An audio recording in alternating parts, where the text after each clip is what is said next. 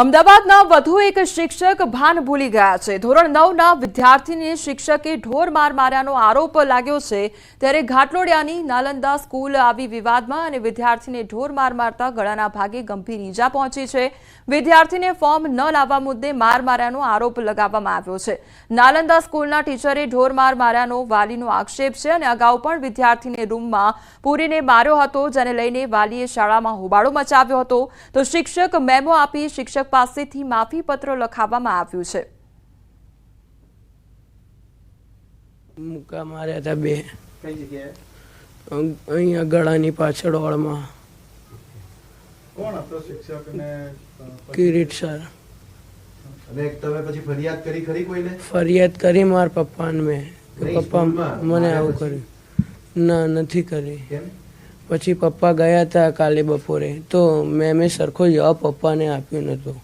તમે ફરિયાદ કેમ ના કરી સ્કૂલમાં? મને ડર હતો કે એ લોકો પછી રિઝલ્ટ ઉપર ઇફેક્ટ કરશે। ચેક કરે એટલે કે તારું આ બાકી છે એમ કરી નોટો ફાડી નાખે, એટલે આને રોજ આવીને ઘરે રોવો। મેં કીધું ચાલો વાત કરજો। હું 2 વાર સ્કૂલે ગયો, અમને કંઈ મને સારો જવાબ જ નથી આપતા। આ મારા છોકરાને આજે આવી રીત માર્યું, કાલે આ આડાવડું આગળ મરી જાય તો આપણે એને શું કહેવાનું? એકનો એક જ છોકરો છે મારે। રાત્રે મને એવું કે હું તમને ખર્ચો આપી દઉં, પૈસા આપી દઉં, તમે કંઈ મગજમાં, મારા પૈસા જોતા નહીં, મારો છોકરો મહત્વ, પૈસા શું કરવાના? ના, એવું કહી દે, મારે ખાલી એવું જ કહેવું કે બીજા છોકરાઓને મારે ને મારા છોકરાને કેમ કર્યું, બસ એમને શું તકલીફ હતી એમ મને બોલાવ્યો તો હું એનું સોલ્યુશન લાવી આપો। પણ આ જે એને અપાર આઈડી કાર્ડ માટેનું ફોર્મ આપણે આધાર કાર્ડ જોતું હતું, એટલે ટીચર એકચ્યુઅલી ક્લાસમાં લેતા નથી ટીચર, એટલે લેવા ગયા અને વિદ્યાર્થી સામું બોલ્યો એટલે ટીચર એને બે ટપલી મારી, બરાબર છે। છતાં એણે માર્યું એ સૌથી મોટો ભૂલ છે, એટલે આપણે એની માટે માફી પત્ર લઈ લીધું છે, એને મેમો ઇસ્યુ કરી દીધો છે કે જે એના કેરિયર માટે બહુ જ ખરાબ વસ્તુ છે। શિક્ષકને મેમો આવે એ એની કેરિયર પૂરી થઈ જાય છે, 18 વર્ષ 20 વર્ષની એની કેરિયર પૂરી થઈ જાય, જે આપણે લીધેલું છે। બાકી જે પેરેન્ટ્સ માંગ કરે છે that management will look after. અમદાવાદના ઘાટલોડિયા વિસ્તારની નાલંદા સ્કૂલ વિવાદમાં સપડાઈ છે। ધોરણ 9ના વિદ્યાર્થીને શિક્ષકે માર માર્યો છે અને તેને લઈને વાલીઓ જે છે તે રજૂઆત માટે પહોંચ્યા છે। શું નામ છે બેન તમારું? ગીતાબેન। ગીતાબેન, તમારા કૌશલને જે છે માર માર્યો છે શિક્ષકે, શું છે આખી ઘટના? એમાં શું છે, 2 મહિના પહેલા આભા કાર્ડ માટે કઈ સ્કૂલમાં ઇસ્યુ હતો, 1 મહિનો ફોર્મ અહીંયા ભરેલું રહ્યું, પછી પ્રોબ્લેમ આવ્યો એટલે ઘરે પાછું મોકલ્યું કે નવેસરથી ફોર્મ ભરીને આપો, એટલે ફરીથી ફોર્મ ભરીને 15 દિવસ સુધી એની બેગમાં હતું। આ સાહેબ લેવા આવ્યા નતા।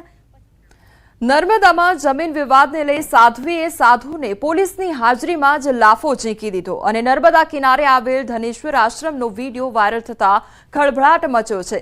નાંદોદ તાલુકાના ધનેશ્વર મંદિરની પ્રોપર્ટી મુદ્દે સાધુઓ વચ્ચે વિવાદ વકર્યો અને મહત્વનું છે કે આ વિવાદ છેલ્લા 25 વર્ષથી ચાલે છે। સાધ્વીએ સાધુ સદાનંદ મહારાજ સામે ફરિયાદ કરી અને પોલીસ બોલાવી હતી।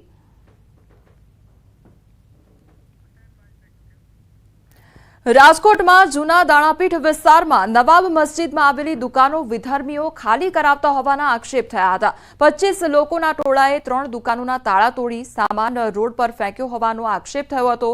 પોલીસ પહોંચતા સામાન ફેંકનાર વ્યક્તિઓએ વકફ બોર્ડનો ઓર્ડર બતાવ્યો હતો। વર્ષોથી ભાડાપેટે રહેલ દુકાનો અચાનક બળજબરીથી ખાલી કરાવતા વેપારીઓમાં રોષ ફેલાયો હતો। આ સમગ્ર મામલે એ ડિવિઝન પોલીસ મથકમાં દુકાન ખાલી કરાવનાર ફારૂક મુસાણી સહિતના 5 લોકો વિરુદ્ધ ફરિયાદ નોંધાઈ હતી। ગઈકાલે ફારૂક સહિત 5 યુવાનો દ્વારા 3 દુકાનોના તાળા તોડવાનો પ્રયાસ કરવામાં આવ્યો હતો। અમારી દુકાનનું તાળું તોડતા હતા, એ સામે બેઠા બેઠા મેં જોયું એટલે અમે ત્યાં ગયા તો અમને એને ઓર્ડર આપ્યો કે આ વકફ બોર્ડનો ઓર્ડર છે, તાળું તોડવા અને માલ સામાન તમારો બહાર ફેંકી દેવાનો। એટલે 20 થી 25 જણાનું ટોળું હતું। મેં એક ફારૂકભાઈને ઓળખું છું, અગાઉ કોઈ જાણ નહોતી કરેલી।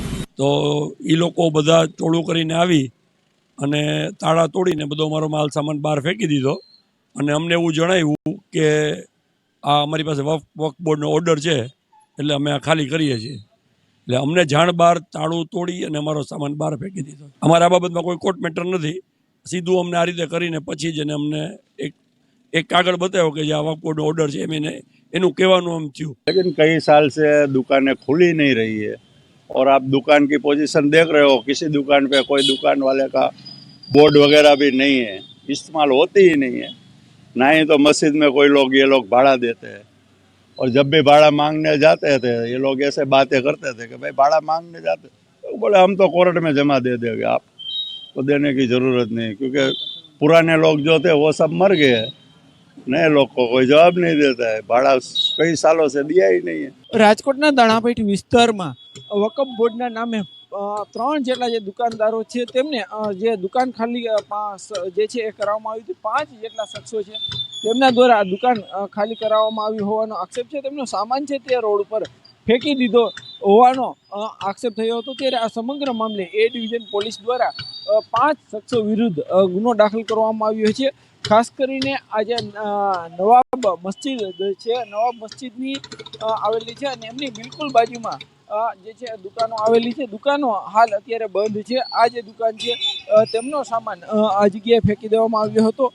જ્યારે દુકાનની જે મસ્જિદ છે તેમની બિલકુલ બાજુમાં આવેલી અન્ય 2 દુકાનનો જે સામાન છે તે અહીંયા ફેંકી દેવામાં આવ્યો હતો. ખાસ કરીને આ જે શખ્સો છે તેમને વકફ બોર્ડના નામે ક્યાંક જે દુકાન ખાલી કરાવ્યા હોવાનો પણ આક્ષેપ થયો હતો. ત્યારે સમગ્ર મામલે પોલીસ છે તેમને જે છે એ ગુનો નોંધ્યો છે અને જે શખ્સો છે તેમના વિરુદ્ધ જે છે અત્યારે કાર્યવાહી પણ કરવામાં આવી રહી છે. હાર્દિક જોશી, ન્યૂઝ 18 ગુજરાતી, રાજકોટ.